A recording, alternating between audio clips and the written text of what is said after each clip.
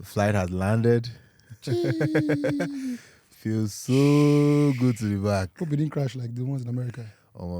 We've been crashing for like 7 months. Feels good to be back, man.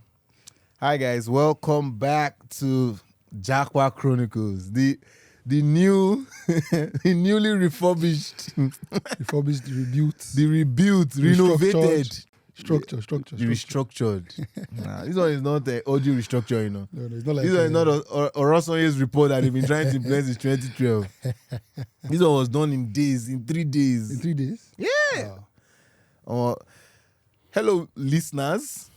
If you are listening on Spotify and any of those platforms, Apple, or viewers, podcasts, if you're on YouTube, welcome back to Japa Chronicles. As you can see, we've relegated somebody. I don't think, don't be fair. That's not How can your club be 15 that you expect to be on my podcast? Come on. Don't do that to the guy. For 2 years, this guy was on this podcast, you having me. Chelsea has been restructuring. We restructured his ass out on the podcast. So we promoted the Arsenal guy. We brought Mayowa in to the be most famous guest on the show. It was well. You know. Let me introduce you guys to someone who is now going to be a mainstay in this new season. The mercenary. Yes. Sweeegu himself. Gee, update. So those of you who have watched our episode, I'm sure we'll put the link in bio. Mayowa has been here twice.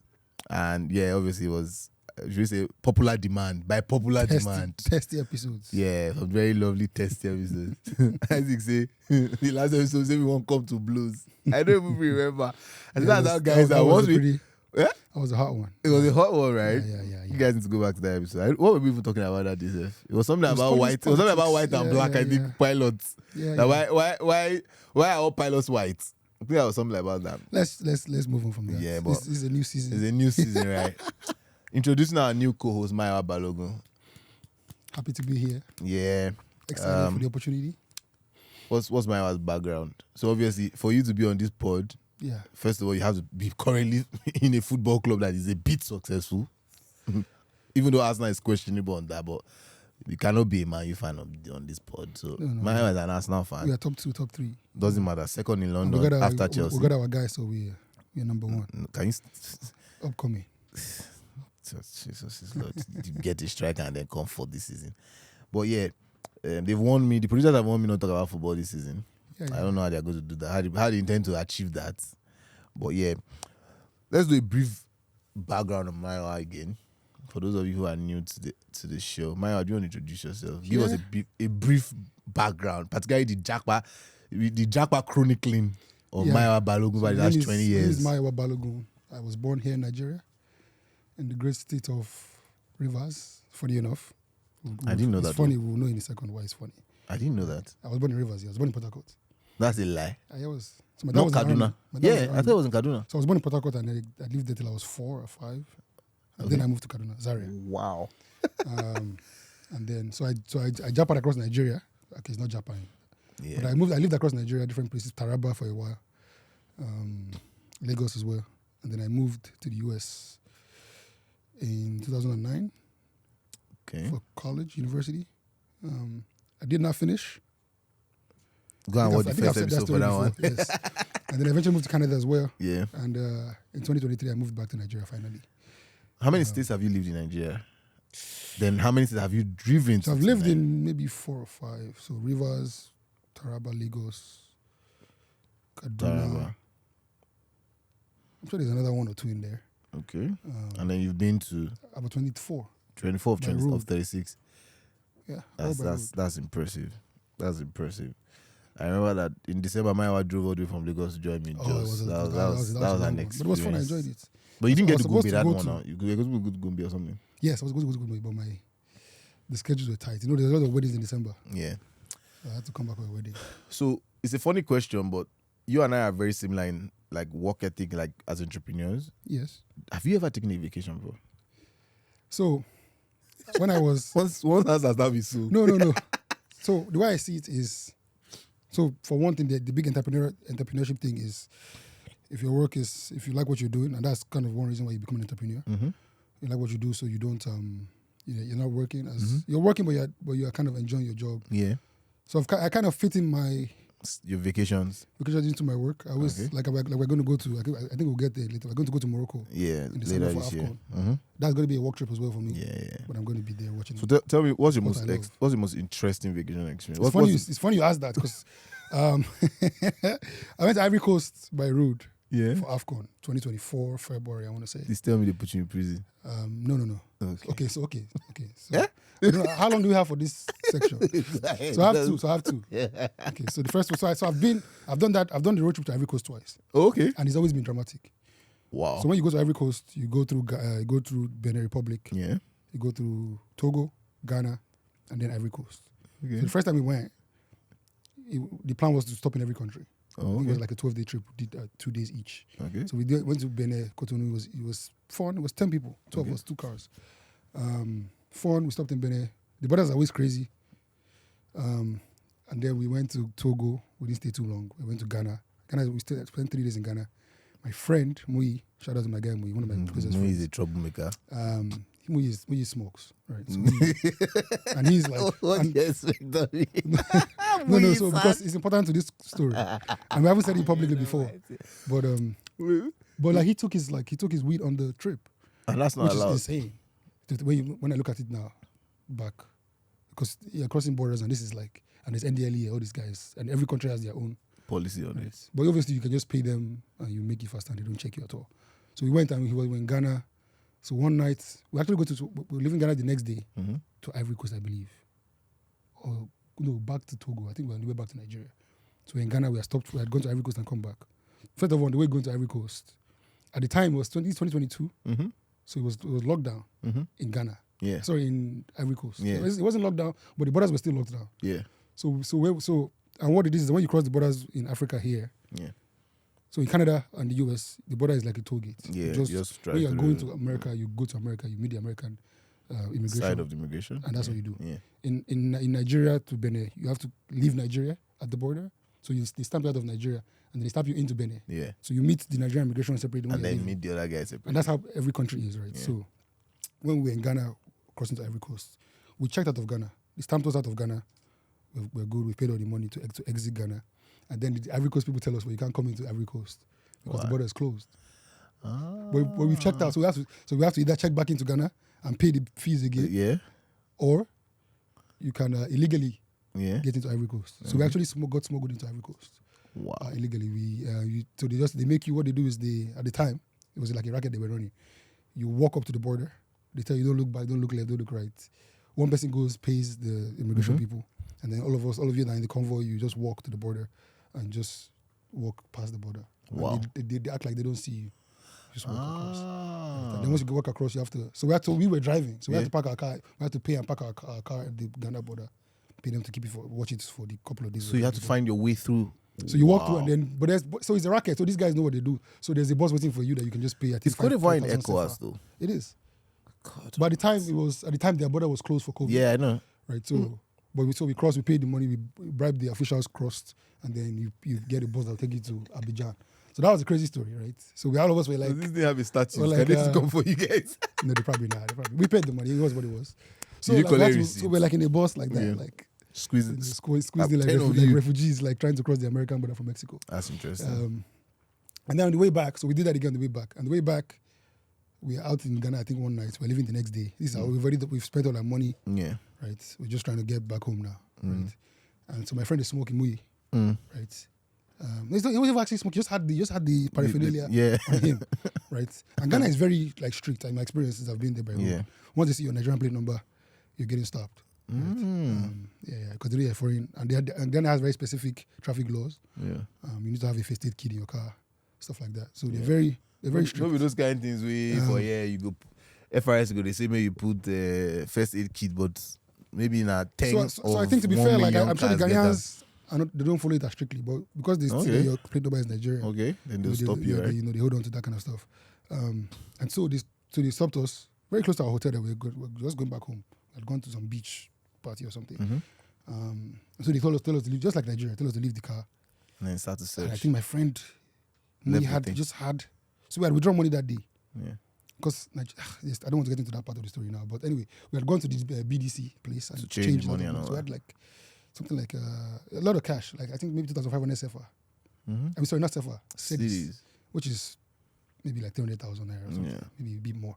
Yeah. And we got to use that to kind of get through Move the process around stuff. and things like that. But it was in the car, right? So we get there. So they stop us. They pull us out of the car. They're searching everybody. My friend Mui tries to throw the pack of the weed that he has on the ground, but the police sees the guy. They see him, right? But my friend Mui is very stubborn. So the guy sees it. The first guy sees it. He doesn't talk. The second guy sees it on the floor. The first guy sees Mui throwing it on the floor. He doesn't speak. He doesn't speak. Second guy sees it on the floor. He says, "Oh, who owns this?" That guy says it's him that owns it. The second police says it's him. My friend's like, "No, it's a lie. It's not me." And he's like starting to go crazy, like shouting. The guy just laughing. So they search the whole car. Right? They see the money. They don't speak. They see everything. They open our boxes and stuff. And then they ask again, "Who has the thing?" He denies for another like 1 minute. He says, "Okay, well, since you want to lie, say no more." So they handcuff him. Right Wow. there. Yeah, handcuffed him. Oh, wait, what were the other guys doing? Which is all like, there's no way this is happening in Ghana. Like, we're just like all shocked. First of all, we were tired. It was a fun long trip. Anyway, so they arrest him in Ghana, and this was like I think a Friday night. Jeez. So they took us to the station. So they take him to the station. They didn't arrest you guys. No, they just arrest him because he was. Okay, that's So much better than Nigerian so we police. follow him. I mean, Ghana 1, Nigeria 0. They're like, "Oh, write a statement," Okay. and they're like, "Oh, like you go to court on Monday." I'm like, "Bro, we're not gonna be here. We're leaving tomorrow." I'm not going to leave.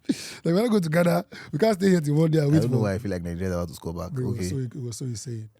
And they're like seriously like trying to lock him up. I had to beg this. So we ended up giving them like most of the money that we had in cash. It was like we gave them like 2,000. Nigeria was equalized. Yeah. Wait, they freed you guys for So 2,000 plus cities. Yeah, but remember cities is like Don't worry about the money, Mayowa, because that's how I'm concerned. Oh, yeah, that Nigeria does equalize. So funny story. I don't even think I've ever shared this thing publicly before. I think it was 2020, one of those, like 2021 or 2022, December. We go to the beach.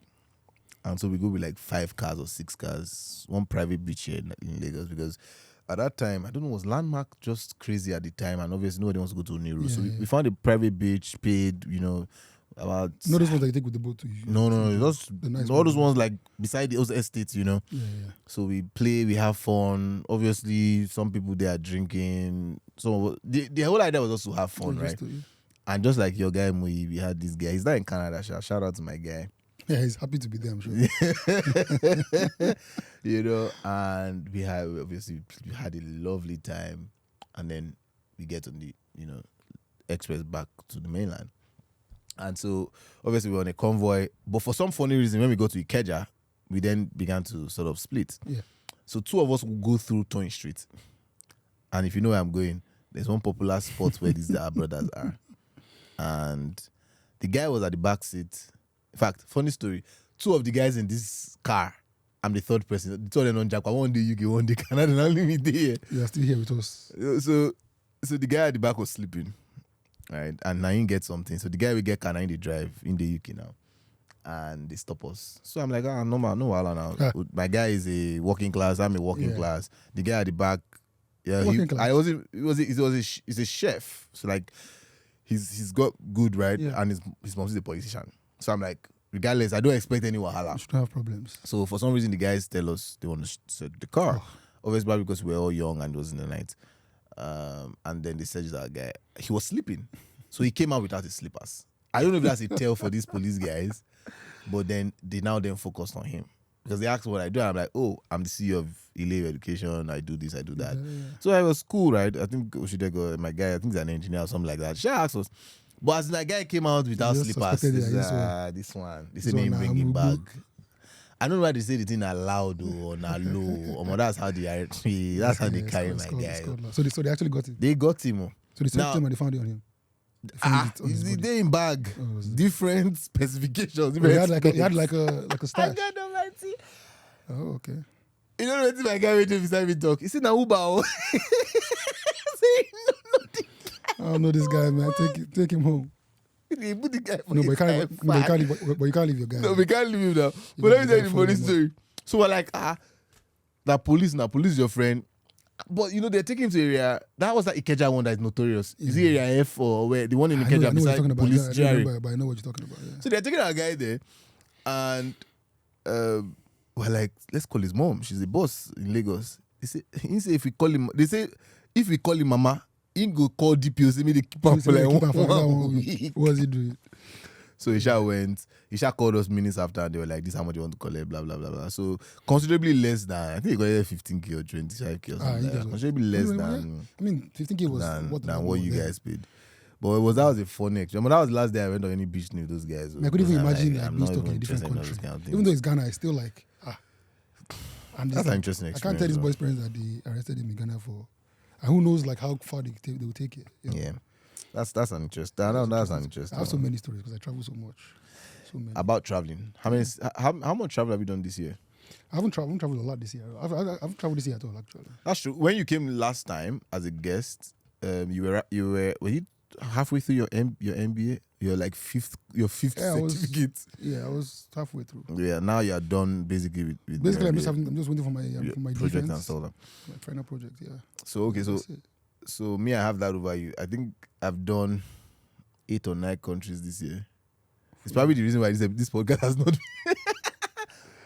I've taken. So my guys were counting. I think I've done like. That's a good number. I think I've done 45 local flights. No, maybe more. Maybe 50 something local flights this year.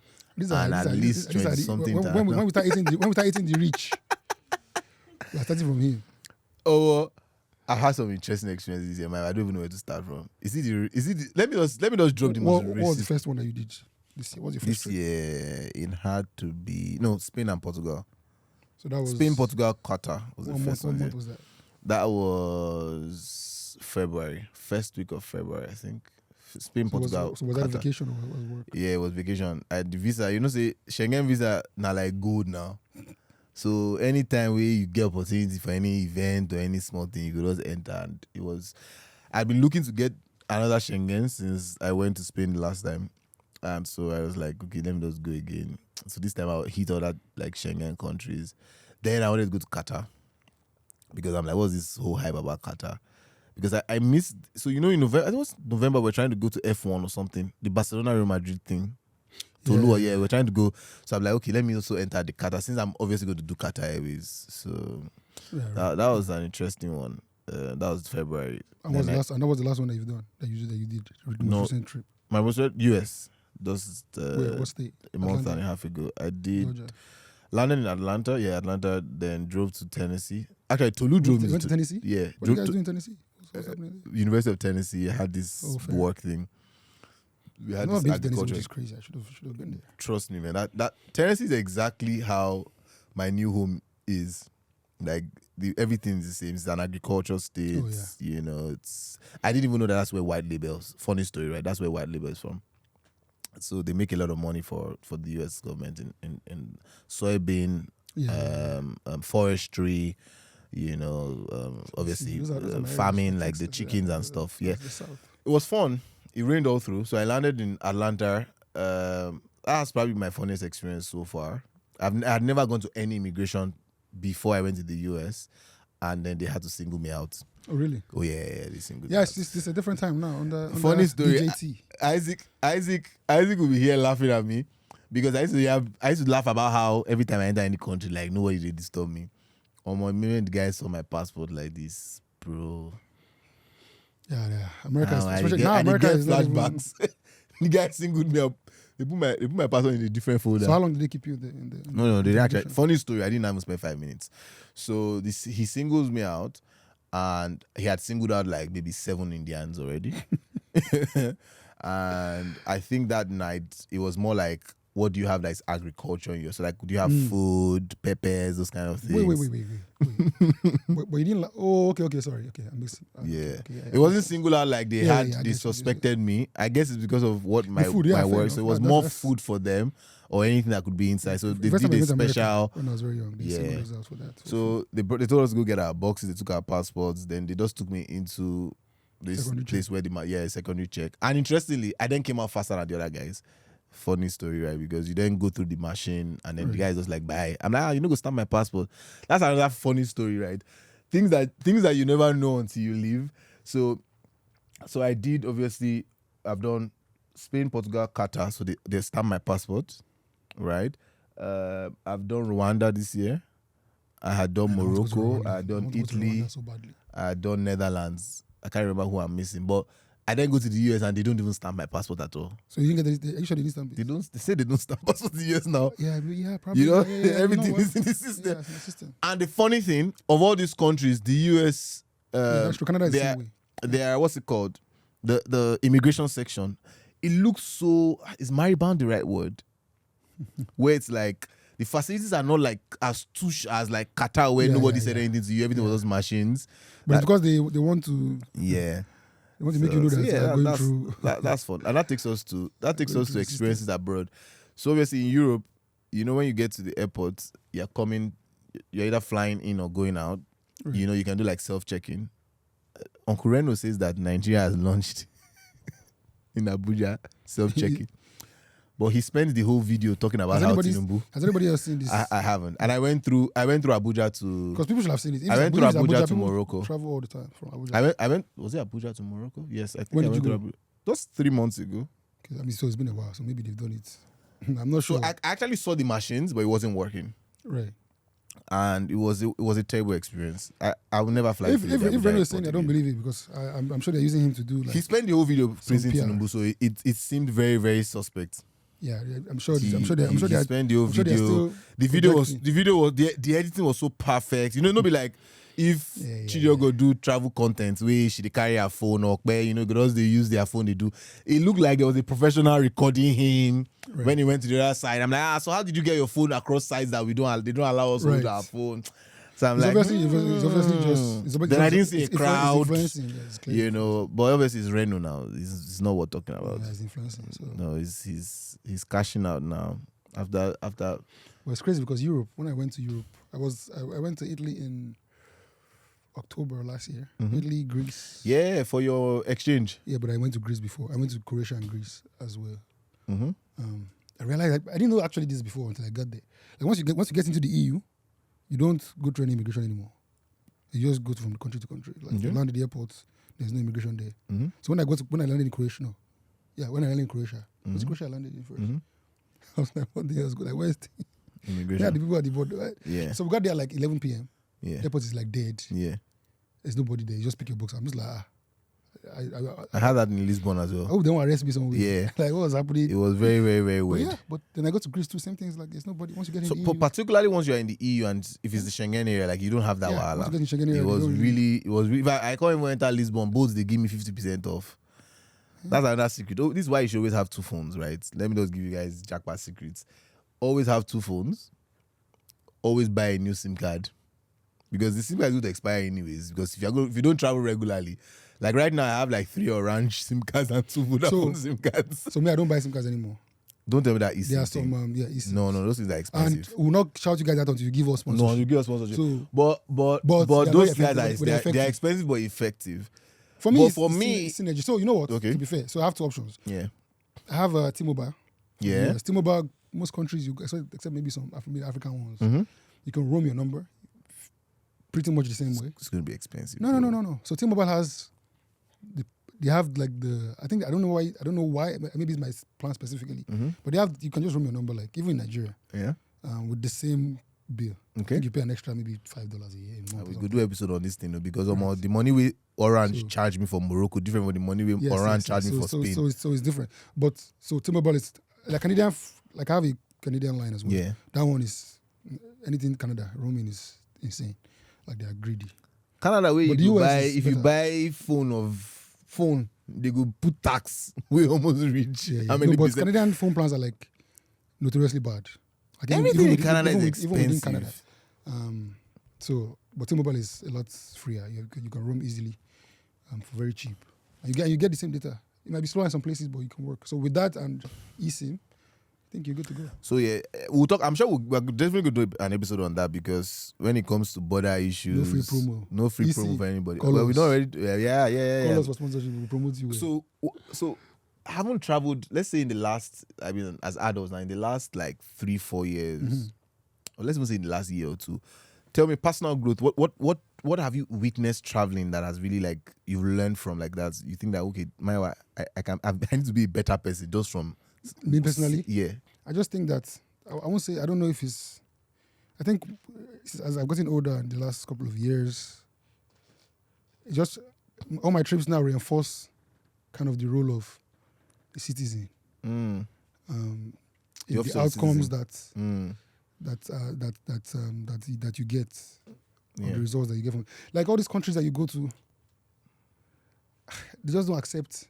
I've been on a very strong tide of being anti-mediocrity, and once you step out of Nigeria, you just start to see things that are just like even countries like Benin, like there's some basic things that you see there that those guys don't even expect to deserve some things that we accept in Nigeria.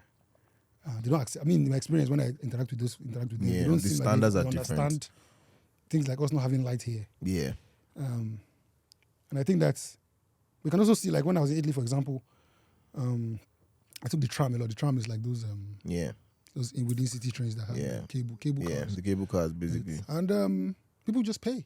Like there's nobody there. Like every time I entered the tram, there was no security. People just enter in there and they know they're supposed to pay, and they just pay for the tram to get in. There were sometimes I entered and I didn't even see the guys like swipe, and the one babe was telling me that once you have the card and you enter, that's all. Yeah. So it's so seamless. And people and the trust, they've built up trust with this society so much. It just works. It just work out, yeah. So one of the biggest things I think I learned in Italy this year was that you mentioned Italy was I didn't realize that when you go to the train, obviously it's underground trains, right? And you use your card to swipe in, you have to swipe out. Right. So I swiped in at one location with my guy. When it was time to come out, because I was carrying something, one nice guy was like, oh, just go through like my size. So he had swiped out.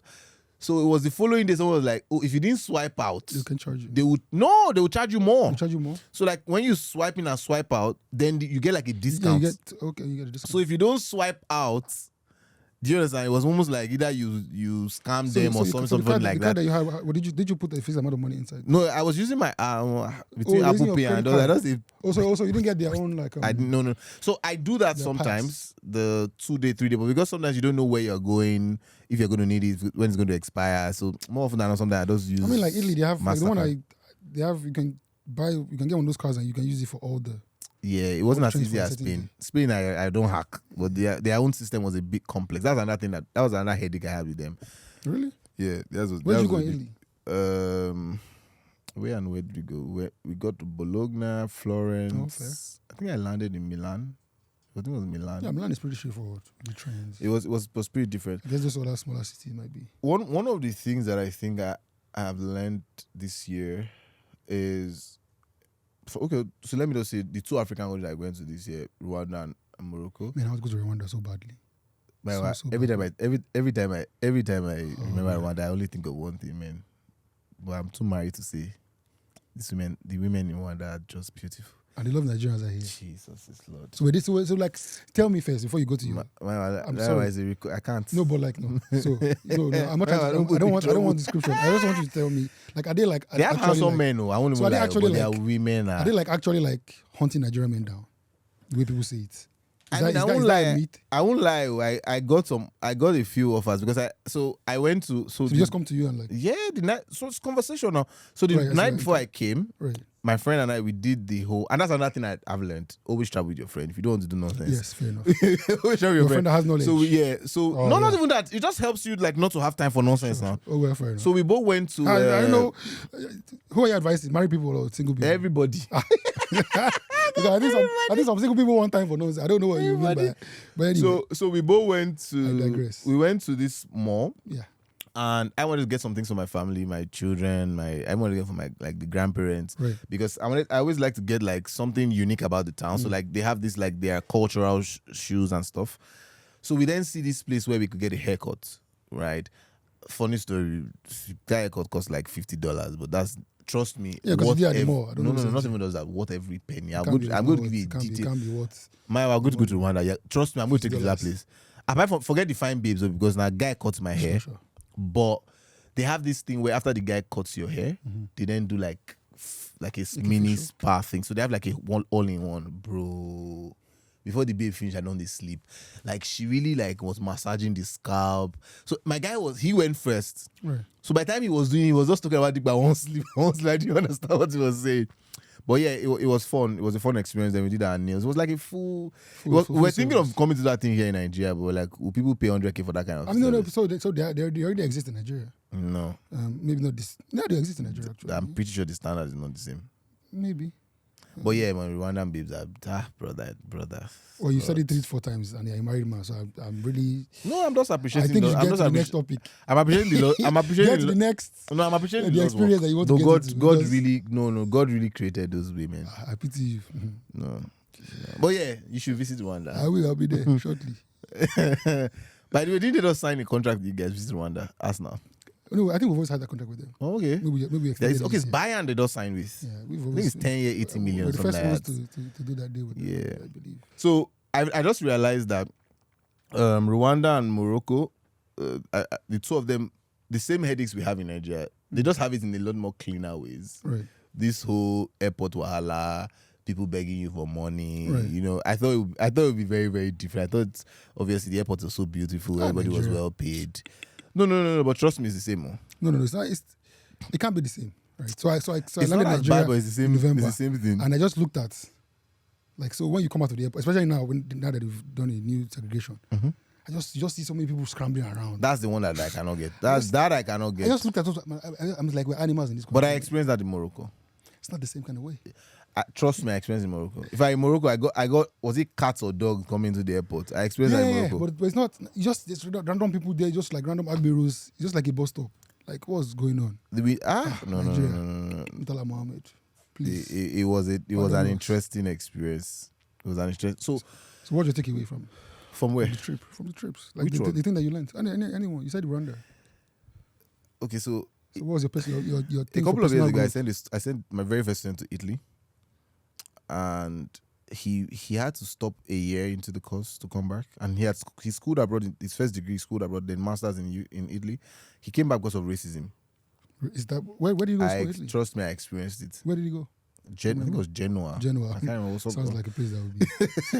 He came back, brother. Was that bad? Came, and this is a child of a rich man. Like, he came back. When I got Italy, man, the most subtle way. But I think the most racist thing I heard was in America. So I have this like long sleeve round neck that I got in Spain, and it has two colors, cream and green. And you know, in America, these their jail dresses sometimes have. No way. I swear. No way.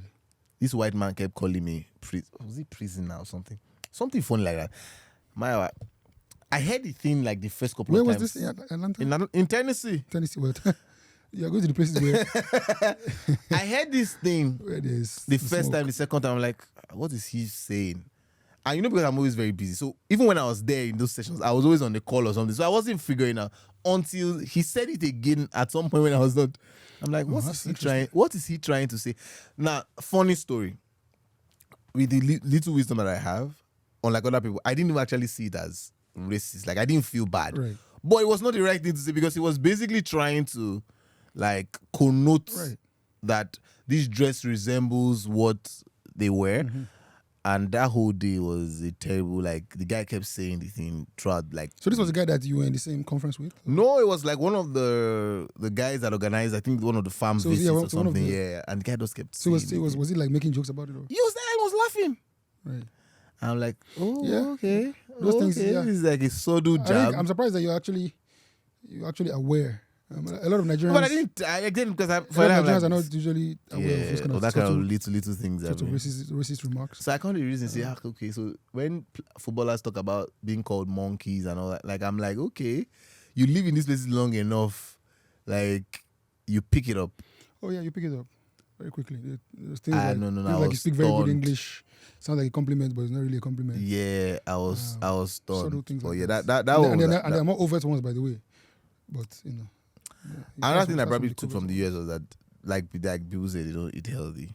It's nonsense food. I love it personally. America is one of my favorite places because of the food.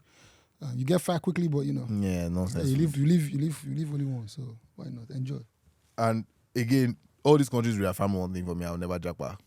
I struggle to find Pepe. Oh. Lisbon being the worst of all. I struggle to find Pepe. Like at some point, I felt like they just boiled fish and but you can. Especially like Atlanta, you can eat Nigerian food. But I didn't stay in Atlanta like for a long. I only spent a day in I'm sure even in Tennessee, wherever you go, I'm sure you can easily find the African store there or the Mexican store. No. Or the Chinese. They have their own spices that are very hot. Anyway, that travel this year has been interesting. So obviously, if you plan to Japa, Japa Chronicles is sponsored by Japa Partners. You can visit our website, our pages. Why this man now? Don't worry, continue. I'll put my joke in eventually. Okay. Continue. So obviously, it's the first episode of the season. A lot of things have happened. Too many things this season. I'm not even sure where we want to start from. But since you said you were born in Rivers, it's the perfect place to start from. I'm a Port Harcourt boy. You know, your guy is the most popular Nigerian. I'm almost certain that Wiki is more popular than Tinubu. I think that you have people like him. I don't know if it's intentional. I think that you have people like him that are gassing yourselves will be very surprised. I don't know if it's intentional. At his fake popularity. But when Tinubu finally lets go of him. You think that's what's gonna happen? Of course it's gonna happen. My prayer is that they will give him that PDP presidential ticket. Let's just try it. It's not gonna get PDP. Well, let's not get into PDP for now. But yeah, Rivers State emergency rule. What are your thoughts? It's been an interesting 18 months. So, I have a lot of layered thoughts on this. Clearly, whatever everybody's saying is right. It's not constitutional. But the thing about it is that Obasanjo did it before. And that's what makes it tricky, right? Because someone like me, I'm a big Obasanjo guy. I think that he's probably the best guy that we had in Nigeria. Yeah. Like by far. Military or civilian. Yeah. But then, and if you look at history, you can say, well, when he did it, there was a real emergency in Plateau State. A lot of killings at that time. Yeah. Which still happens now, by the way. There was actually a crisis. It was a bit different to what's happening now in the Middle Belt. It was a crisis between the northern guys there and the Plateau indigenous. So at that time it was relevant. And also OBJ, coming from the military rule that we had, that was kind of our first entrance to democracy. Yeah. After he needed to sort of. So he needed to be a strong hand. Yeah. But people use that to defend what Tinubu did. Yeah. I think Tinubu's one was more political. Political to support Wiki, to consolidate his own power as well, and to establish his dominance on the country. Yeah. But I think he's got an ongo. I think Tinubu's got an ongo. It depends on what happens. I mean, if he remains strong and powerful. I want to believe. One thing I always say to myself is that I don't think that I'm. People always talk about being the smartest person in the room. Right. I don't think that you would never not find people as smart as I am, right? So I always believe that people like APC, they pay enough people to be people who are smart as I am. I can't believe nobody has thought about the fact that Wike needs APC more than PDP more than PDP needs Wike. So if I'm Tinubu, I'm Tinubu, right? He's not coming to my party. Even if he comes to my party. You said the own goal is Wike's own goal. No, Tinubu's own goal. Because Tinubu gave Wike everything he wanted. Okay, let me. Do you understand? So Wike needs to come back to PDP, right? Because there's no way for him in APC. Oh, yeah. Rivers has always been a PDP state, right? You need the funds from Rivers to be able to fund elections. Now, Tinubu is probably now saying, okay, Wike is my guy, let me give him what he wants. That's what I think has happened. But all you have done, first of all, the thing goes through, House of Assembly ratifies it, Senate ratifies it. You then bring Wike's guy and make him the administrator. Right. So obviously he's plugged back into the money. Right?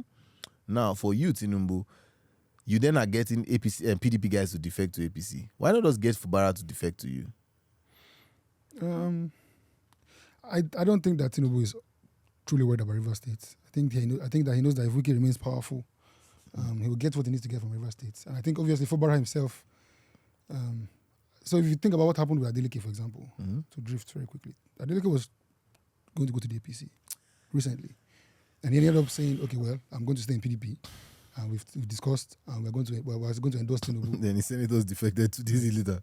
Yeah, but they're going to endorse Tinubu for the presidency. Yeah. Right. So, and that's kind of what the other guy in Oyo State did as well. Makinde. That's what Wike did. Right. So I'm sure that's what Fubara is going to do when he gets back there. They're going to say, well, leave our River State for us, but we're going to support Tinubu. So he gets the same support anyway. Tinubu is the guy that game that they're playing. Tinubu has played it for so long. That's his game, so I don't think people can beat him at that game. So obviously, I think in America, is this not what they call like martial law? What they call it when a president takes over a state because of some insecurity? Because that's what they called it now. And then they send federal guard there. Yeah, so that's what happened in California. Yeah. In like June-ish. Yeah. The only thing that he didn't remove Newsom now. He just brought in the federal troops. I'm not sure if any African country has done that recently that I've heard about, where a president sort of just takes over a state. So, I'm not sure if it's most, but a lot of African countries they're not federalists like Nigeria. Yeah. That the presidents have controls over the states. Over the state completely. So it doesn't really matter, so right? It's almost like a military kind of system where it's not military. So. Yeah, but almost they have control. Yes, so they put in their own governors. They don't get elected. Yeah. They kind of appoint them like appointments. So in that case, it's not this. There's not really. But ultimately, what do you think? Like, what do you think? I think like this current crop of leaders we have in Africa. No, in Nigeria. Africa already is on red, but like in Nigeria now, where we are like almost the face of democracy. Right. I think it takes us back like. Well, I don't know if we're a real face of democracy. I don't want to get into this topic of democracy in Nigeria. I think we are where we are. Where we are now is where we're always going to get to, based on the way we have been going. Where you have like indicted criminals all over the world as leaders. Yeah, but it's been like that for so long. And I think Tinubu's presidency enshrined that into like, that's where we are now. He ratified it. Because he got to the top. Right? So that means anybody can get there now, or no matter what, like with the support that they get. I think right now people struggle to even find like any political leader who doesn't have like some terrible thing. Like it's almost like a requirement. There's one obvious one, and they try to bring things, but the things don't stay because you can do the research. OB. Let's leave. 2027 we are going strong. But anyway, yes. Well, let's segue into Wiki and his land issues. Wiki. Every week is probably so many. Let's just fashion him. No, we can't. Because I see this video trending like yesterday, firstly, where his son was getting in the car. Getting into a car. The video wasn't even so clear, but like giving land to family members. And I don't know if it's social media, but like that, exactly. I feel like everybody did that. Yeah, but I mean, I think the big thing for Wiki is that he's been very brazen. Of it, yeah. But again, for me, these things are not issues because once the cat is out the bag, he's going to keep going that way. It's just going to keep getting worse. Like these are not new things. They're just worse displays of the same things that we have been seeing. So you live in Canada. More ostensible. What's the word? Ostensible displays. Like they are brazen. So you lived in Canada for many years. You lived in the US for many years. Do politicians do this abroad too? Worse. Why do they laugh like that? Because if you live in Canada is the funniest. Like Trudeau was like getting like slandered in the media for like I think taking a private trip on a jet with like the money of like taxpayers' money or going over. Like these are little things like you spent $30,000 on something that they don't know. It's not little, but like like on a private. Yeah. And the money might not even confirm. The money might have been from the government's credit card. So you can never this kind of thing can never happen. Give your friend. No, if you see the kind of things if you see the things that cause scandals in Canada, you'll be shocked. All of the US. The US is similar. I mean, Trump has because it seems like US and Nigeria obviously copied everything from the US. Yeah, but even the US Trump has kind of started making things a lot. I think Trump is doing a lot of dictator things that are damaging. It's not just dictator. It's the kind of thing that he's with the presidents before Trump. There was a lot of kind of unspoken decency that was there. Yeah. That Trump has removed. So like for Trump, for example, was trying to they offered him a plane from Qatar. These are things that before you can't think about them in America before Trump got there. Like a country will say, I want to give us a car. Gift us a plane. Right. and they will actually consider accepting it. But did he take the? I mean, we didn't hear much about that. So I believe he has taken the plane, and he has to go through like the checks and balances of the the CI and everybody, because they have to retrofit it for the presidency, and that takes a while, maybe a couple of years. But the actual theory is that because it's going to take maybe 2-3 years for them to retrofit it to his taste and to be safe and stuff. So the idea is that by the time that might be done, his president's already gone. So, but he's saying that the gift was a gift to America. The critics are saying it's a gift to him, and his estate, and that aligns with the time of innovation because they're going to renovate it over 3 years, and they will be done as president, and have access to the plane at that time. So, sticking to America and Trump, I mean, he won this election. Elon Musk was critical. Most of us didn't even know for a long time that he was more, I think, South African or something. I think he's South African. That's where he's from. That's where he's born. He's born in South Africa. The name doesn't. But that's not his real name, right? That cannot be Elon. That's his real name. That's his South African name. Those guys are apartheid babies now. Those are well, the people true, that. So we can't even call him. We can't really call him. We can't really call him South African. Well, you have to, because that's their nation of not origin, but that's their nation now. So it is what it is. So he buys Twitter, and for me now that seems like that was like a long-term play. He buys Twitter, brings Trump back, helps him win the election. Right. Twitter is very influential. It just made me feel like America and other these Western world countries, they're really no different from us. They're just a lot more organized in their own the things they do. The difference is try to do it by the book. If you're thinking of corruption, the difference is that there's all these countries, and over the last couple of, I've always known these things, but over the last maybe years or so, they've been reinforced. All these countries are still, when you think about what they're talking about, there might be disagreements left and right. These guys are talking about national interest. How does the country move forward? That's what they're thinking about. You might decide that this person's way is wrong, this person is a bit more crony. Yeah. They're still thinking about how to move the national interest of the country. The only place you never hear anybody discussing the national interests is in Africa. Yeah. And Nigeria specifically. You hear things like political strategy.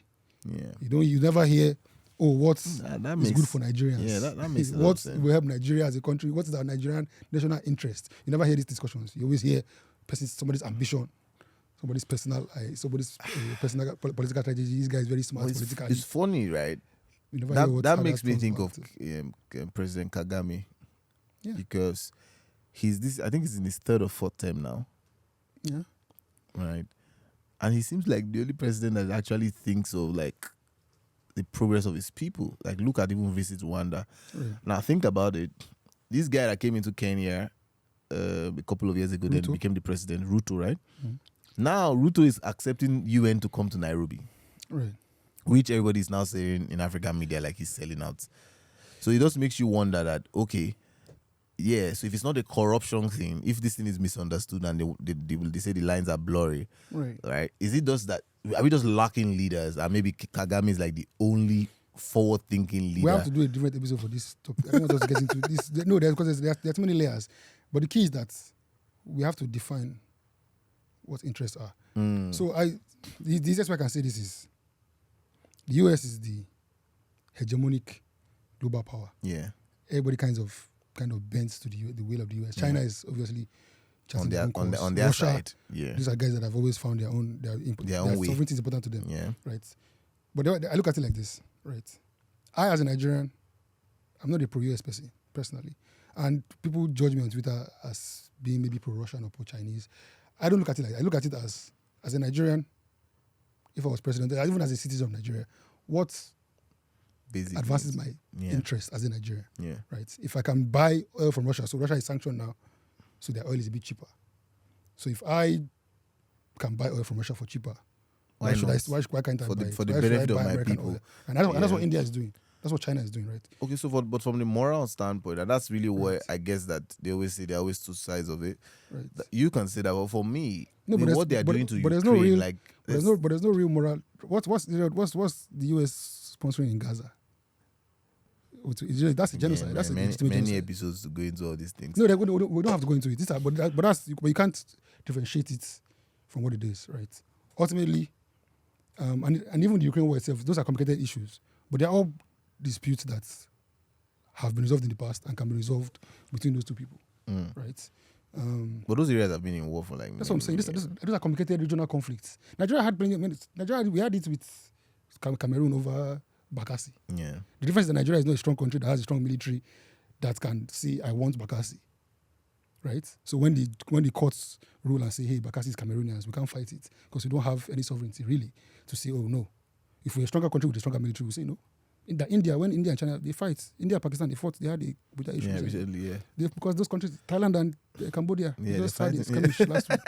Countries, they have territory disputes. The whole international space is all about but Nigeria, power plays. We are subservient to whatever Western powers say we do, and we have to. So we can't say, even though Bakassi, people in Bakassi identify as Nigeria. I knew people from Bakassi when I was young. One of our house helps was from Bakassi.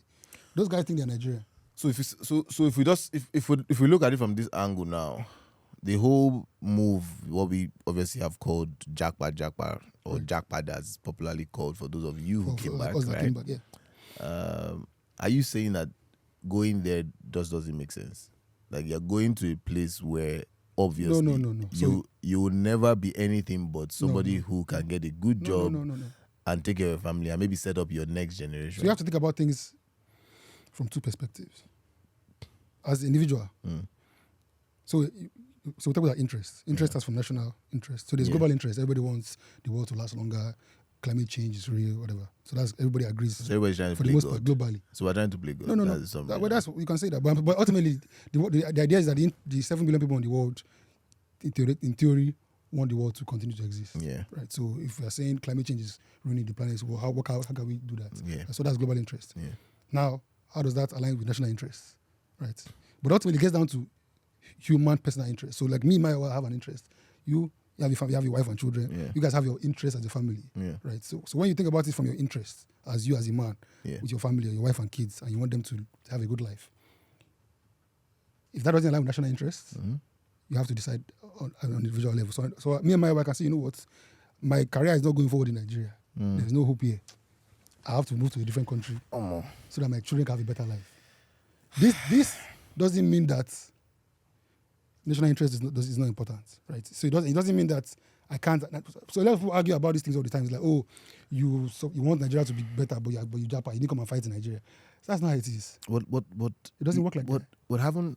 Before I was an avid reader, I was helping people go abroad. I had friends everywhere. Right. When you get to go to different countries, it's a completely different ballgame. Because I remember I was trying to check in Amsterdam, and all the ladies and guys, I didn't find any like Netherlands citizen doing that work.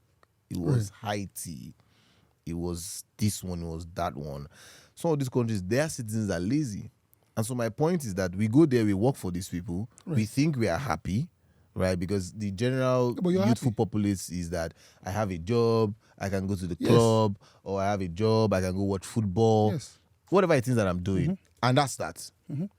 I'm never going to be any other thing in that particular place. You might not be, but your kids will be because you made that trip. Yeah.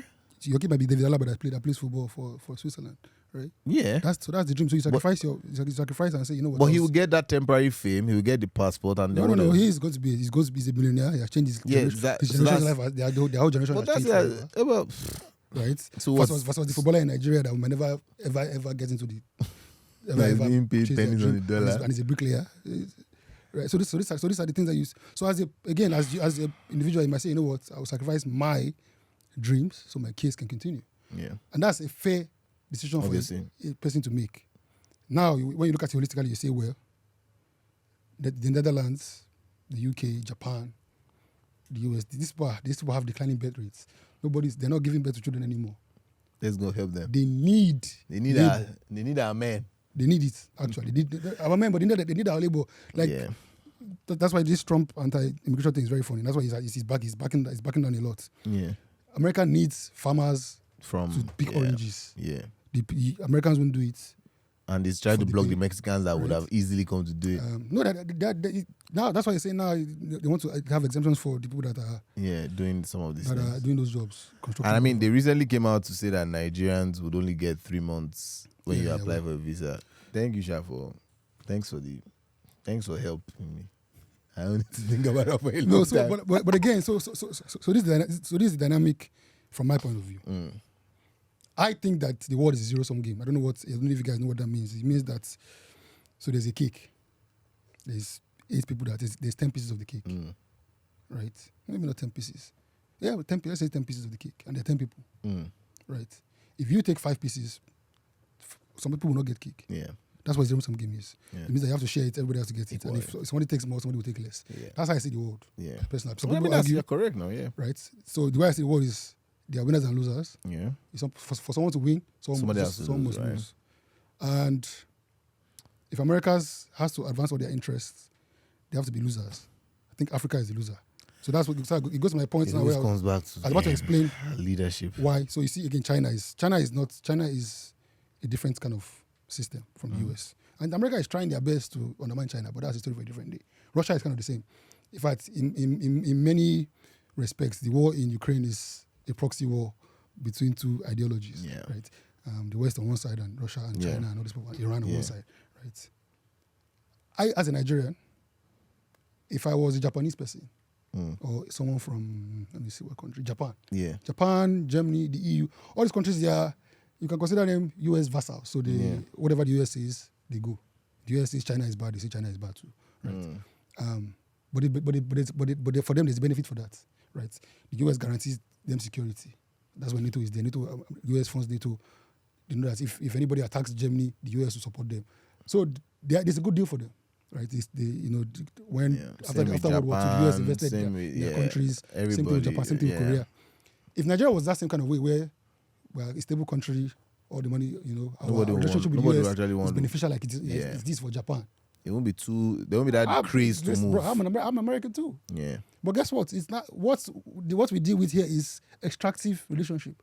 We have human beings, our best human beings that go to America, struggling to go to, not just going, struggling to go. Yeah. These are our best. Yeah. The doctors, the engineers, they are struggling to go there to start from the beginning. Yeah. Just so they can have a better life. This is bad for us because we are left with the best. Well, I won't say the best of the rest, but not always the best. There are still a lot of great people here because there are so many, right? And that's kind of the shame. We're certainly resilient people, and I think that it's the headache that I sort of have now, where it's like right now, people prefer to box people into like one space, right? We all want to be boxed into one space. Expand on that. Let me hear. So, what do you mean? For instance, now this podcast basically was started to talk about immigration issues and all that.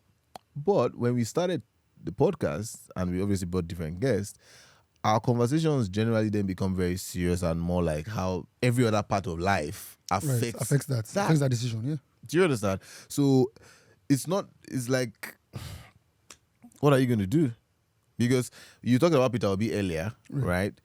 Peter Obi has no reason to be in Nigeria. You've been counting the data. How much did he give in 2024 again? 600 something million. 77 million officially. Peter Obi has been a billionaire since his 40s. Probably. Do you understand? So now some governor who in a saner climate should not be a governor, right? Who we know did not go to school, who doesn't speak good English, but has such power, now threatens him. And the reality is that our voices will not be heard. Do you understand? Like, look at the Rivers emergency rule, right? We made noise for a week. What has happened? Nobody wants to protest anymore because the flashback of when was that? NSAS 2021 or 2020? Like, it would take us it would take our generation many years to move on from that. The ones that have moved on to using it to make money or using it to get scholarships. Do you understand? So, like, eventually we have to have serious conversations as Africans or as Nigerians to saying that, okay, this is what our own story is going to be. Do you not move back to Nigeria? Sorry? Do you not move back to Nigeria? Why? So before I left Nigeria, and I was 16 at the time, I didn't really. Yeah, you didn't I really always have had a that say. idea. I had the idea, but I always, my idea when I left Nigeria in the first place, when I was even 16, and my parents sent me abroad to go to school was, your parents work very hard, and they might become successful in Nigeria, and it was a bit easier for them maybe. You can argue that it was maybe a bit easier for them than it is for us now. Yeah. But the reason that they send you to abroad is to go observe, study, get influenced, and bring those experiences back home. That was always my kind of idea of why you go abroad. And the more I started to study and read, you realize that countries like China, India, they leveraged those things actively. Yeah. You know, a lot of Chinese people went to go and study in the US. Even the Singaporean Prime Minister, Lee Kuan Yew studied in the UK. Him and Mandela. So a lot of these guys, and if you look at a lot of even the Nigerian revolutionaries, some of them, even like people like Fela studied abroad, or we went abroad for a while, got experiences. You know, in fact, a lot of his exposure, a lot of activism came from him going abroad and connecting with all those civil rights people. Yeah. So that's kind of my idea. It's always like, you know, and that's why and that's for me, I'm still very big on, you know, the diaspora has a very big part to play in the fight to move Nigeria out of where we are now. Unfortunately, most of the bigger percentage of diaspora too is trying to survive. I think you'll be surprised. I think there are stats in the US, for example, of how, you know, I think Nigerians are some of the most educated sub race. Yeah. Obviously, you know, you get into the rat race of when you think about it, we're not poorer than the Mexicans that are there. Yeah. But so in your context, what do you think that person is going to do? Because that's the real issue. So I'll tell you. What, fund elections? Come back? So I'll tell you different things. Everybody does have to come back. Okay.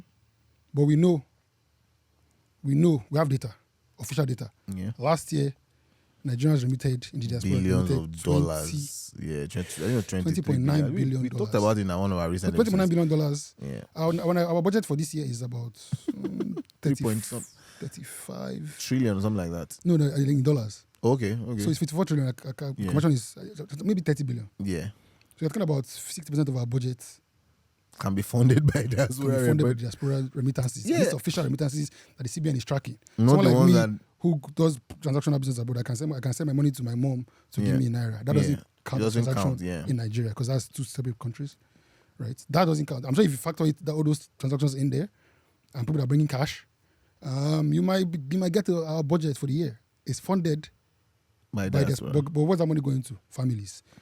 I want to get my mama do something. Build houses. Building cars. Houses. Yeah. If that money was, I'm not saying again, you can't tell people what to do. But if there was a diaspora fund, you're talking about $20 billion. Who's going to manage the fund? Anybody can manage it. Any competent person. We have Nigerians that manage funds for Goldman Sachs currently. Yeah. Nigerians. They're credible people, right? We have some people that have come back to work for the government. You know, people like Ngozi Okonjo-Iweala. Yeah. That works for the World Bank, that works for Nigeria as finance minister. These are people that are there, right? We have young people like that with the same experience. Now, what's 10%, 5%, 1% of 20 billion is 200 million. Yeah. 200 million, that's 1% of the money, right? That can do a lot of projects. Like you see, you know what, diaspora is this, we are going to decide to invest. And it doesn't need to be charity. This can be business, it can be a structured business. Yeah. You know, we have private equity funds, Chowdeck, all these companies that we use in Nigeria, they all have foreign investors, right? They raise money every time. Here, this one raised $5 million. Those guys, those PE companies are foreign companies. Yeah. There's no reason that we should not have a Nigerian diaspora fund that invests in private equity in Nigeria. This is business. This is not even about charity. I think I've spent a year plus now in this sector to realize that our biggest problem is our leadership. Like I cannot. No, because I've lived in diaspora actively, right? And the same issue that you see in Nigeria that we cannot come together. Yeah, it's the same thing. We carry it over there. Yeah, but actively. I agree. Now let's think about it. The child conversation of investment, right? There are a lot of companies who people have invested in who money went down. No, don't do that. See, that's what I'm telling you. If you go to Silicon Valley, It's the norm that you know that people chop money. if you invest and, in 20 companies, maybe your goal one is to get one. Yeah. Nobody so invests in 20 companies to expect that. So, but yeah, now in this case, you're telling people to invest in one country. No, listen. Except you're calling it multiple projects. Remember, if you're talking about a diaspora, if you're looking at a bond, or if let's say there was a diaspora private equity firm, it's not only Nigeria investing in. Just like private equity that you know now, they invest in Chowdek. Some of them are still investing in other Dubai, countries and all America. I think if you do that fund, they should invest in getting us better leaders, right? Just invest in a new political party. So invest in getting better leaders. That's really where one of them is problem commercial interests. Yeah. There's no reason why the diaspora cannot fund the candidates. Yeah. No, they can just fund the party. Fund the candidates, fund grassroots or be structures, part of it. Because whatever. one of the problem I have with diaspora people, particularly all of you that go abroad, you will come back thinking you know everything. And as well, I've said it over and I stand by that. The worst people to lead Nigerians right now are people that have gone abroad. I don't like blanket statements like that. Okay. Because Because what? first of all, we are close to maybe not being abroad. First of all, a lot of people are born abroad and they live in Nigeria. No, that's different. People like Saraki that have 2 passports. He might present to Nigeria one day, and I don't know if he was born abroad specifically, but he's the dual citizen of the country. Me and you know that. Me and you that is not a good. He's not a good example now. Maybe he's not a good example, but is he better than the people that we have now? Maybe.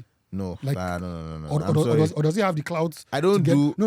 I don't do blurry lines. The point I'm you're making, either good or you're bad. The point I'm making is that he has been number 3 citizen of Nigeria. By hook dual passport or by crook? It doesn't matter. He has gotten there. No. Listen. For the context I'm bringing here is that the ones that are born in Nigeria are not. They're not worse than the ones that are born in Nigeria that have led us to this point. Yeah, that's what I'm saying. So you can't really. So like you say it like they will take us to a worse position than Tinubu has taken us or Buhari has taken us. Not really. Do you think they can be on par with them? Do you think Tinubu has taken us? By the way, you don't say Buhari. I thought you want to shout out your guy. 1 minute silence for the gun. I was. Oh man, the whole week was I wasn't too sad. People were like, why go this time? Why didn't you go a couple of years ago? You Nigerians are really, really petty. I wasn't that sad that he passed. I can't lie. But Buhari is the reason why Japa Chronicles is struggling today, because when you went abroad, dollar was what 100 and something. In the 8 years that Buhari was in power, dollar went from 190 something to 1,000 something. I think people have to be holistic and fair in their analysis. You don't think Buhari was our problem? No, Buhari was our problem for sure. Oh, okay. For sure, but you think the world also? Why did to COVID? COVID was a very everybody's suffering because even America is suffering. I agree. The printing happened during COVID. I think that's the real thing that happened. Nigeria is also stuck on whatever the oil prices are. I think that the prices in 2015 crashed. He didn't help the situation at all. He made it way worse. And for me, the biggest thing that I say now is people say, well, Tinubu is doing some things that are better. First of all, that's a story for a different day. I've done some things that you can give him credit for. But overall, no. We're heading in the worst direction. We're heading the same direction that we were going to. But Tinubu is the person that brought Buhari to power. Which is another very critical thing to note. So I always see the example of like, someone came into my house when I was 5 years old. They killed my mom, killed my dad, killed all my siblings, and but they spare me. Yeah. So you know what, I'll take care of you. I think we've done it. I think there's a movie like that now. Right. And you expect me to say, you know what, because the guy didn't kill me, I should be loyal to him. That's not real, because you like my parents were rich when you killed them. You understand? Yeah. Like I could have had a better life, but now because you send me one small money every month, kill me. I should now say you are the best person I ever knew. No, not really. I'm almost certain I watched a movie on Netflix about this recently. Yeah, see, maybe. but that's what Tinubu has done to Nigeria. You've set us you started us on that part, and then you then came to now. You just replaced our GDP, right? And our GDP is now $243 billion. This is for 2024. Yeah. Exactly 10 years ago, 2014, our GDP was $574 billion. So our GDP, even with rebasing, has been halved in 10 years. So you want to tell me that Tinubu is half our GDP, or supported Buhari to have our GDP in 10 years, while our population has grown, just so we could get the chance to have his ambition to be president and make Nigeria better. Can we talk about the reality of all these things that I just cannot wrap my head around? Is that one side of it is that they stole these monies. The other side of it is that they stole these monies at the detriment of a poor education system, poor housing, poor water supply, poor, like you just said, 2025 we still don't have light. In fact, I don't know if you got the memo, but TCN says that for 2 or 3 weeks or something there won't be light. Again, shout out to those of us who are off grid, because I can't relate in Lagos. But it just makes you feel so sad. Like, we're having these conversations and everything always seems to connect back to leadership, connects back to governance.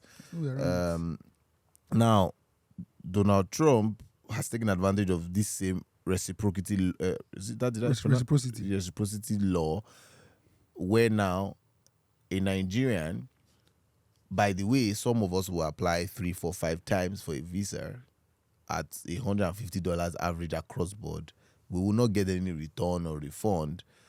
And then when you finally get the visa, you only get a one-time entry and 3 months, just like the Schengen guys will likely do for you.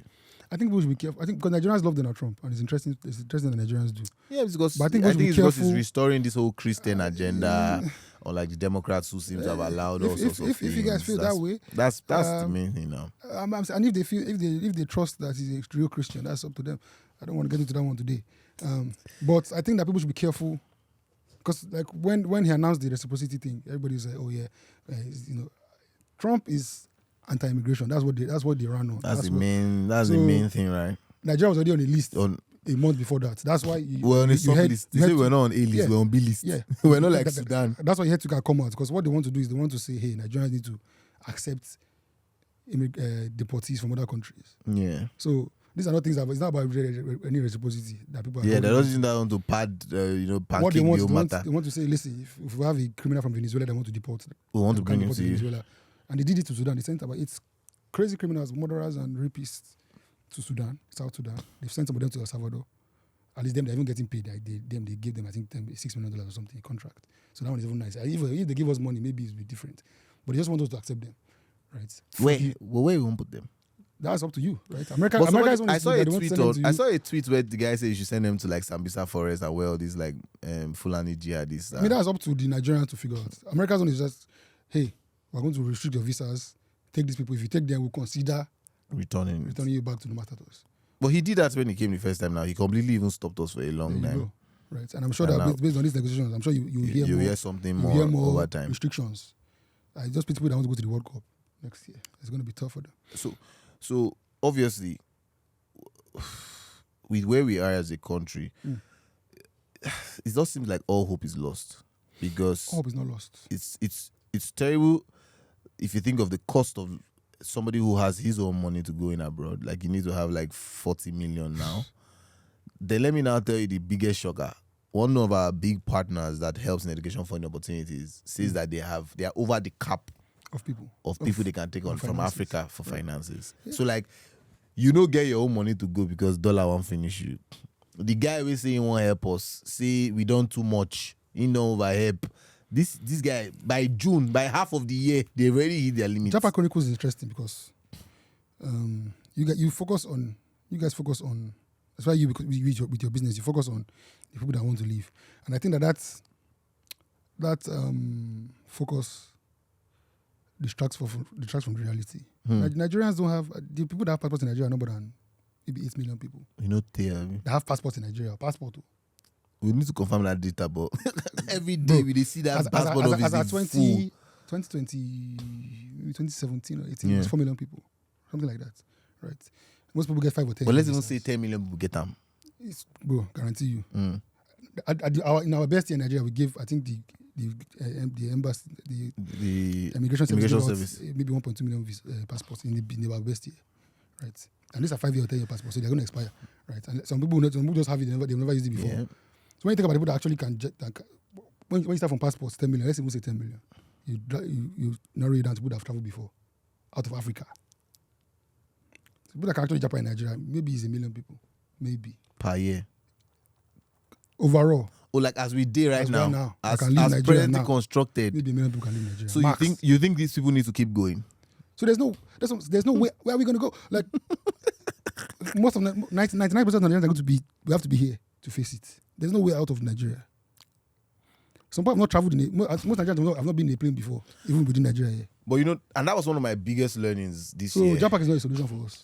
One of my biggest so Japa at scale and permanent Japa, right? But one of my biggest learnings this year when I went abroad, and I think I said this to Isaac, I can't remember where I was, is that there's certain countries and nationalities that ensure that their elderly can travel and their young ones can travel, particularly like the Chinese, the Asians.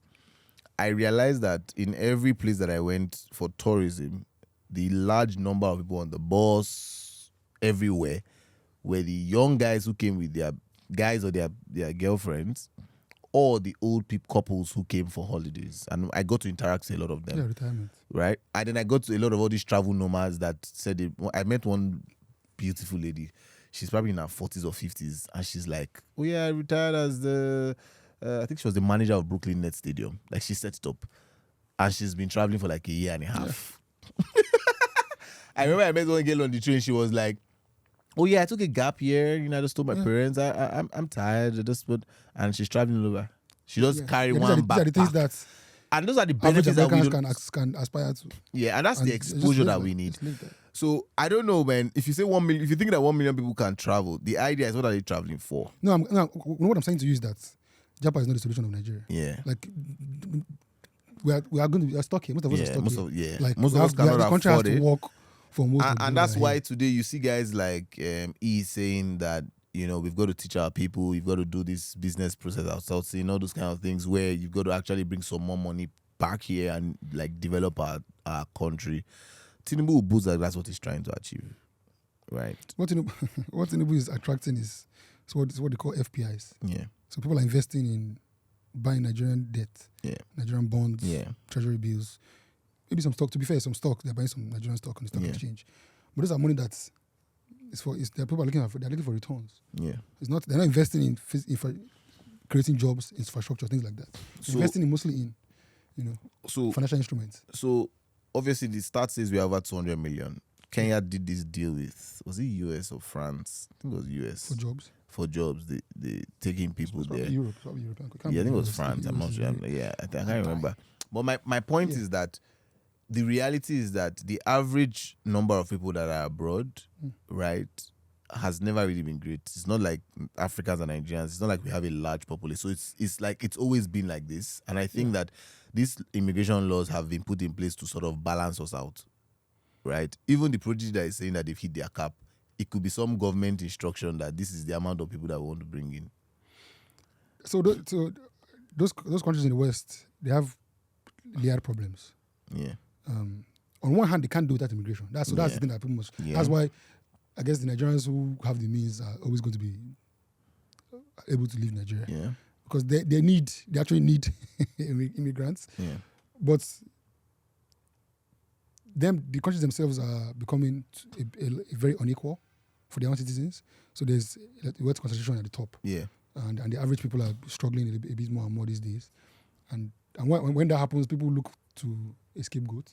And that scapegoat is immigrants. Now, it has happened in Nigeria before in the 1980s after SAP. We looked at the Ghanaians and said Ghana must go. That's where the bags came from. Yeah. When there's poverty, people, and now we are seeing with a lot of poverty more, we are getting into tribalism. Yeah. You see people saying that it's my Lagos. It's my Lagos. It's not your Lagos. Our Lagos. This is the thing that come with poverty and struggle. So let's talk about some of the solutions, because obviously in our business we would say, teach a man to fish, right? Which is basically that if you say that we don't all have to go, and we still have this high number of unemployment. People that can go should go, by the way. Please don't. I'm not saying if you can leave Nigeria, please. Quickly. Yeah, but in your own estimation, what do you think we need to be doing when it comes to the guys that are here that will not be able to go?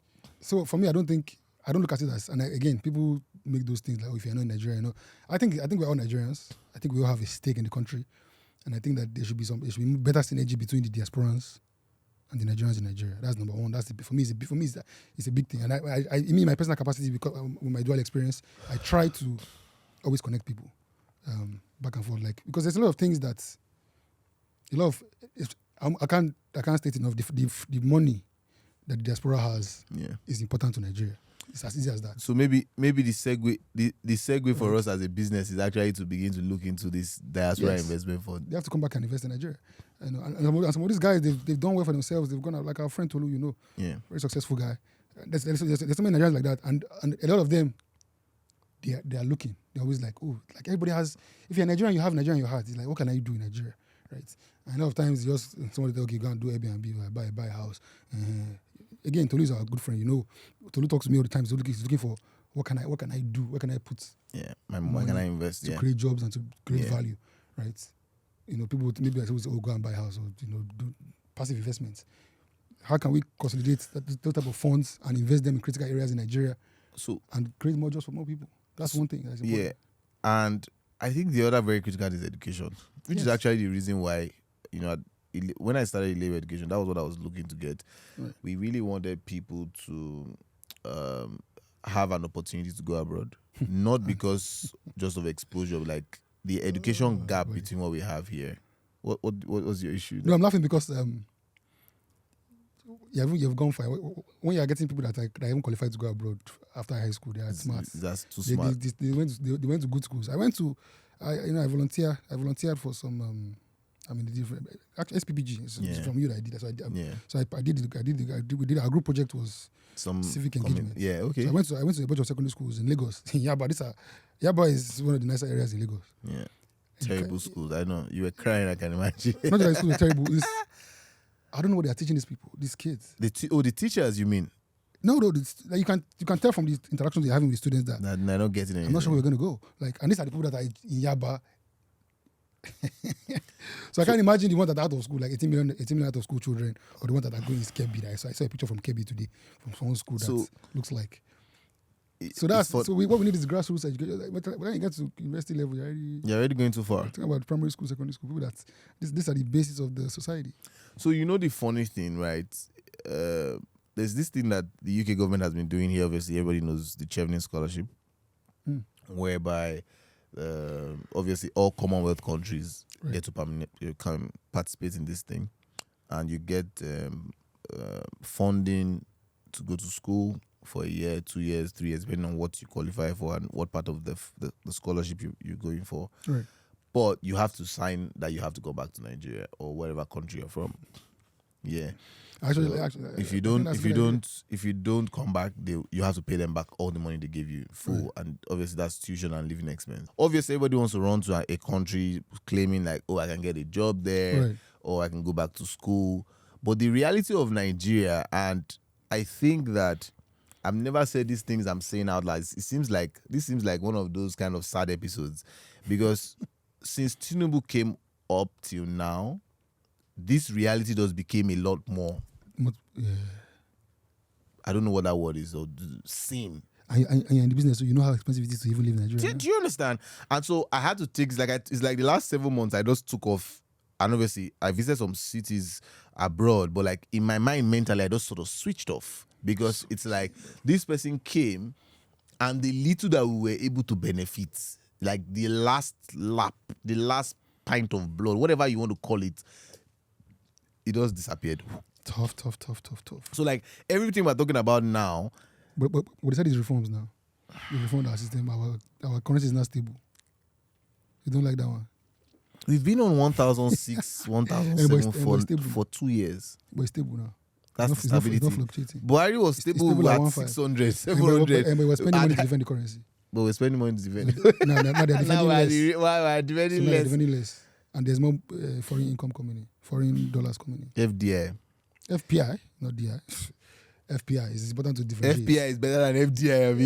FDI is the good one. FDI is, okay, so what we are getting is FPI. I say. Yes, it's important to differentiate that. We're getting fast money that can go out quickly. Right. Okay, so again, this episode just seems like we're talking basically about... Go vote, get your PVC. Start now. It does look like we're talking about our... Start now, PVC. Our terrible problems. But I think that we have to... I think that we... And I consider myself part of this group. I think you are part of this group as well. And I think our producers are part of the group as well. If you have a phone in Nigeria, a nice iPhone or Android phone that is higher, that is a smartphone, that is a nice one, you are privileged. You might not feel the same way compared to someone that's in America. But in Nigeria here, just believe what I'm telling you. there's a lot of poverty in Nigeria. And I think if you have privilege, you're educated, you can speak good English, we have to take more responsibility for Nigerians. And you have this experience as well. I've gone with a lot of young people that want to be in politics, even old politicians. I've been around these circles. These guys, with all the money they have, they spend so much time and energy trying to get that power. So we that we are suffering, and these are people that want to chop our money and take our destiny. So we that we are the victims of these politicians. We have to work as hard as them. All right, so let's talk solutions, because that's what I'm saying. We have to work as hard as the politicians that are cheating us. We spent the better part of an hour talking about the problems, laughing about the sad realities. But what are our solutions? So with immigration, but part of being responsible is you need opportunities to be responsible. Like, for instance, you tell, Okpe to be responsible now. Yes. Who's going to help her get to a place where she can actually be responsible? Do you understand? Everybody cannot live in Nigeria. That's what we got to. So how do we help the ones that we think can live in Nigeria? The ones I don't think we need to help the ones that can. The ones that want to live in Nigeria, they have that option, or they have that ambition. Yeah, that's on them. They, do what you got to do. That's up to you. We are worried about the people we are worried about the country itself. Yeah, right. And I think that, like I said, the ones that are already there and the ones that are going to get there soon, they need to feel responsible for the country they left behind. And we that we are here in Nigeria, we have to take more responsibility. I know what I'm saying, because I have a lot of friends that don't have their PVC still now. These are the basic levels of things, like get your PVC vote. They were just local government elections in Lagos State 2 weeks ago. I don't think anybody I know voted. Yeah, but the reality also is that the guys that got there, they discourage us, because in this local government election, they yanked other parties. It was just, I think, ABC and PDP. Yeah, but these are things that cause voter apathy. No. So these are easy excuses, and you're right. They cause voter apathy because Peter Obi's wave got almost 100 people into different places, and they largely decamped or embarrassed us. And in fact, we then found out a lot of them too were silly, fraudulent people. That's part of the process of change. It's not. That's why I give you the example of Lee Kuan Yew doing the thing. And so somebody's paying everywhere. You start putting cameras everywhere. Then they start to find ways to avoid the cameras that you put. So you have to put more cameras and hire more people. That's what change is. Yeah. It's constantly instigating and fighting. It's not just that you do one thing, you get discouraged, you say, okay. And I saw this in 2023. A lot of people that voted my polling unit for Peter Obi, by the time he had lost at that 4 AM declaration, and they moved the governorship election back by a week, a lot of people didn't come back. Yeah. And they were discouraged. And I spoke to the ones that I met. They I'm not coming for this one because Peter Obi didn't win. You're dealing with people that have been fighting, that have been eating your destiny for generations. Their children will eat your own destiny, eat your children's destiny, and their grandchildren will continue. They're in generation 3 or 4, and they still work. I've been on some roads with some politicians. They work very hard. They don't sleep too. Yeah, with all their money, they are traveling, entries, meeting the community. These are people that some of us have never met, we never interact with ever. Yeah. So, and we start blaming those people. They're collecting money, bro. These people are with them. We have some privilege that we're on Twitter, tweets. We're not with them. Do you understand? It's a battle. You are fighting people that want what you want, but they want it for themselves only. So we have to commit to that fight. That's why when you started the show, you said NSAS, what we experienced, bro. That's the war continues until you win. It's not. You don't say, oh, I'm not doing it. No, it's continue. But that also seems like something that it's high level education and high level influence where your mind is at that level, Mayowa. A lot of these young people are defeatists. Like, I'm sure some of the guys that are here with us. It's fair. One small Peter Obi wahala like this, everybody don't already say, well, that's the end. We try. We give it our best. This platform is good, right? So we need to keep talking about it. And someone like me, I feel responsible and I'm trying to do more and more every time. Because people have to know that you have to be responsible. You have to take it seriously. We've officially segued into a political podcast. We always do it because Japa is tied to immigration. Japa is tied to governance. Because that's why people are living in the country in the first place. So we're always going to get back here every episode that we do. So buckle up for the season. We're always going to get back because things are going to happen, right? That we're going to discuss, and we're going to always find a way to segue it back to. It goes back to us in Nigeria having poor governance and poor institutions and poor systems. And ultimately, that's why people are trying to leave. And how can we get them out or get them back in or whatever. So we be responsible, hold your leaders accountable. Hold yourself accountable. Hold yourself that's where be responsible actually starts with. Get your PVC. Try. No when elections are holding. And so obviously because we need to make money and we need to sell business. One of the ways that I think people can sort of get this exposure is to go abroad. And so there are a number of people abroad, in Nigeria now who can afford to go abroad, who just don't know where to go. Obviously, that's where we know. So that's a problem? That's a problem. Really? You know how many people who have money who have been denied visas? Well, somebody was telling me yesterday that I should help her visa. She got denied, blah, blah, blah. Bankers, like a lot of people who can afford to go abroad can. And you know the funny thing about this exposure is that if you think that going to Zanzibar is exposure, I don't want to agree. Shout out. Yeah, and I want to be there soon. But like, I haven't been there, but my friends have been. Yeah, but like that's not where you get the exposure. Okay. In reality, if you want to go into an African country, you have money, just go and invest in it. If you see a country like Mauritius, those countries South Africa is nice, huh? Where? South Africa, have you been? Invest? No. No, I mean to. No, yeah, I was supposed to go a couple of months ago. In fact, my ticket's still open. I'll go soon. Everybody's saying go to Cape Town. South Africa is very. But I'm told that South Africa is the same thing. Like where my people have gone there, like Cape Town is like Ikoyi and every other place. That's what everybody says. Have you been? Yeah, so but that's the thing is compared to trust is not. It's not close. It's way better than here. I don't worry about this obviously the influence is there now. The white influence is there. Oh my God! No, that's the reality now. I'm going to step aside from that one today. Why?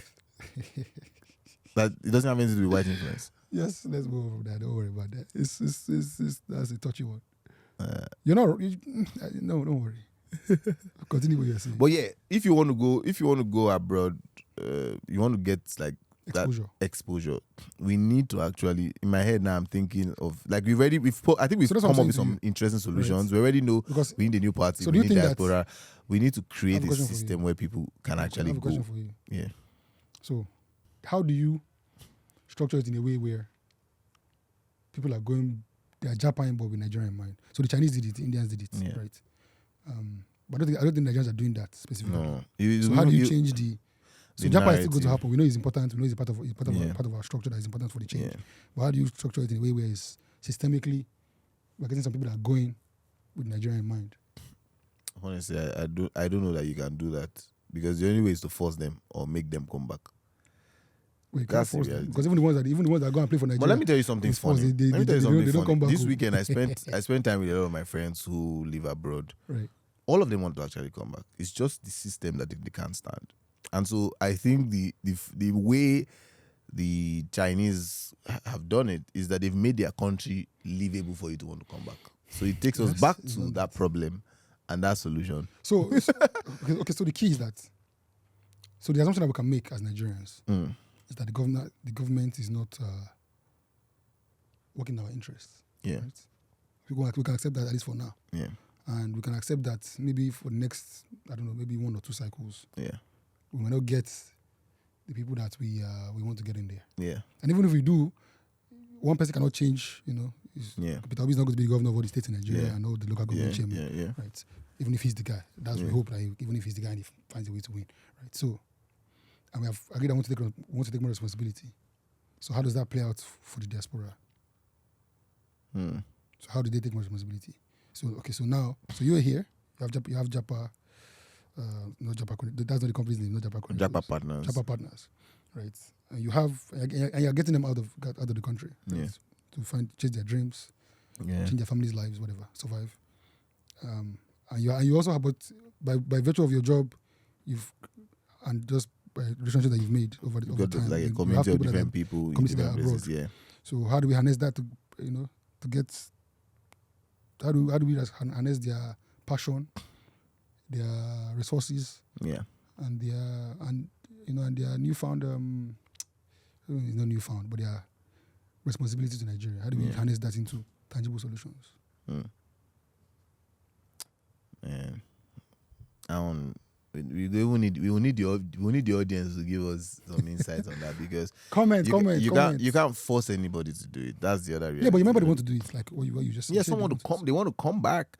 All the ones that I know want to come back, particularly when they think that it's like we say, their shit don't suffer there. They've been there for 10 years. They've built their houses. I mean, again, not to portray you on that spot, but like that's basically what you did, right? You waited, you got your passport, you had your houses, like you were good there. I don't put that publicly. Which one?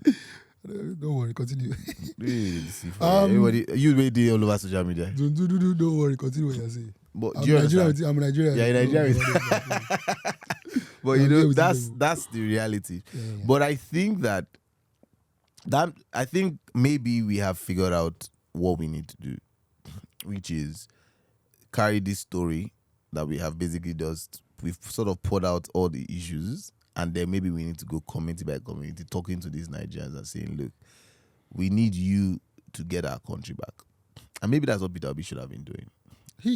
That's part of his agenda. No, Peter Obi is too rich to do that. No, I think that's the problem.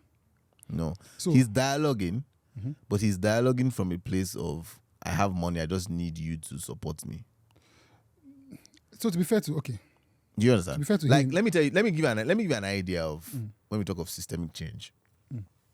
It's not even the 40 House of Assembly members in Lagos, or 3 senators, or 7 or 8 House of Rep members, or the governor. It's the maybe 100,000 teachers we need in secondary schools. Yeah. You understand? Maybe. It's the 10,000 lecturers we need in university. Do you understand? Because you go abroad. Universities are well-run businesses. Oh yeah.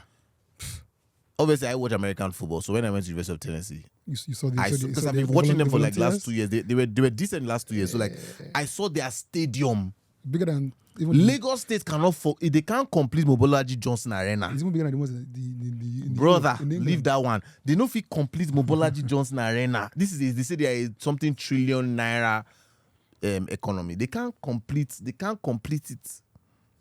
Do you understand? As far as Lagos is concerned, they don't have interest. Like, they've left clubs here to like private sporting Lagos. There's some stadiums that are high school stadiums that are better than the one. That are better than here. Let's forget to volunteer. Even I went to Covenant the other month, like last month or 2 months ago. They have a stadium. Like the only stadium in Nigeria today that is okay is the one in Remo. The guy in Akwa Ibom that the Senate president did, it didn't last. The Saudis had to come and renovate it. So that one doesn't even count. You get Eyimba of Aba that has been successful since for the last 25 years. They don't have a working stadium. Yeah, Do you get my point, brother? Like, it's the most basic thing. So when we need diaspora to come back, it's not about, you can't go to them. You need their money. You need their knowledge gained. And you then need them to be patient with us to applying these things to our Nigerian system. But we need the government. And then we need technology. So allow us. Exactly. Just even give us the space. To we do don't that. even want you to even. So you're fighting many problems from many positions. So you want Japa today, you don't get bar. You go place where the people will get, the banks say they don't get money again. Say we don't too much for Africa, we won't go. They get quota. And they'll keep going. They'll keep finding ways to go. There'll be a new fund. Okay, so how about the diaspora people funding some people to come to Japa too? I thought about that. But why? That's a good one. I get one guy with the funding brothers come. Now one issue or one lie or the other. We finally got to the end and we found out that the boy had one issue. We got to the following one. They said he has a debt. Like, trust me, I know why even diaspora no want help. The trust deficit is minus. Yeah, but we have to work through it. You know, it is what it is. We have to start somewhere and do it. Like either way, like you clearly know that people want to leave Nigeria. Some people don't have the funding. Yeah. And there's qualified people that can leave. That just don't have the resources to do it. So the challenge for us that here will be to, pick the right people, and that will be a challenge. But we have to figure that out over time. You get one or two wrong, but if the goal is to to support, you have to be able to go through that process of getting better. I think the solution might also be to get these people to come to Nigeria. Them to come and visit. And not visit, but like to live here. So for instance now, if you want to fix the problem of saying the education here is not good, just get teachers to come. It's cheaper to get 100 teachers to come here than to get the 1,000, 5,000 people to go abroad. You want teachers? You want to get send them teachers to come here? here? Yeah, but you have to pay them. I say they're there. Again, that's where you say the whole diaspora. It's not even paying them because the money is not their issue. Security is mostly everybody's issue. No. That's even if you secure them, like who's going to come and teach in Nigeria? Except that maybe on a charitable activity. Yeah.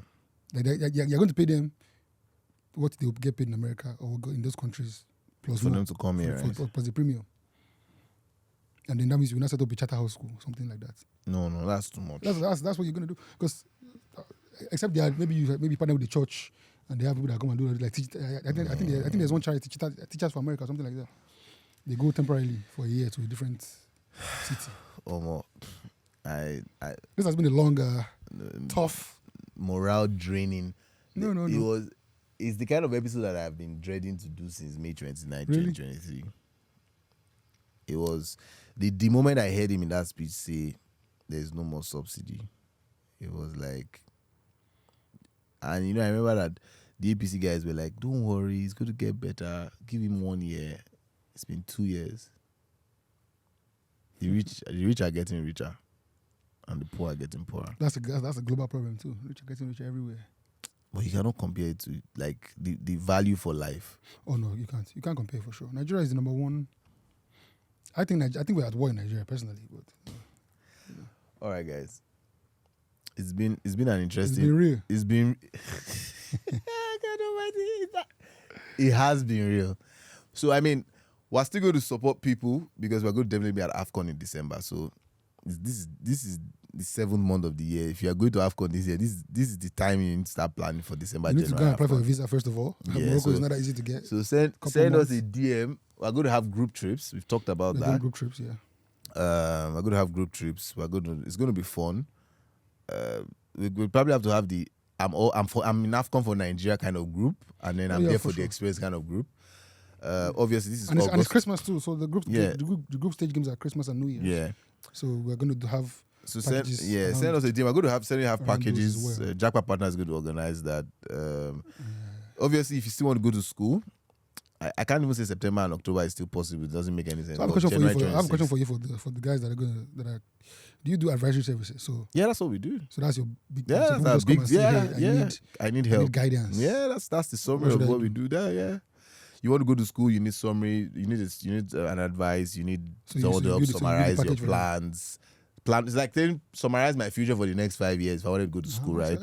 Or I want to go for holidays, that kind of thing. That's also you do holidays too as well? Yeah. You didn't even I think we just sending people to school. But I mean, you're a big man now. You sound like you don't really need our service all those years now. You were always abroad. I'm a trench baby, bro. I go to Google by myself and Google it. And check and an entrepreneur. You don't want to pass your money. Get all the discounts and all the use all my points that I've recommended. Yeah, I mean we'll do that for you. We'll do that for you. We didn't too many things that we didn't talk about in this episode, but this is the Reimagine Nigeria kind of episode. I didn't even talk about my flight delays this year. Shout out to Qatar. Because we were distracted by women in Rwanda. Remember that? No. I didn't miss my Rwanda. It was direct. It was Rwanda. I didn't miss my Rwanda. Now Rwanda they distracted all those things. Soon, watch out for the next episode because soon, man, I'm going to be dragging Turkish Airways and Royal Air Maroc, man. Because see, I hope there's another airline. Super Falcons. Shout out to Super Falcons, man. Okoronkwo, number 1. Mission X. Shout out to Mission X. Call me. For what? Please. For what? I want her to call me. There's a reason why. But yeah, go meet her for Toronto. That's our champion. Yeah. Go meet her for Toronto. All right. It's been real. It's been real. Congrats on the good first episode. Welcome back. We're taking off again. We fire. We're taking off again. We fire. If you didn't do, we say you didn't do. But the energy today is just giving Nigeria and Africa we need to reimagine Nigeria. But yeah, till we see again, it's been real, guys.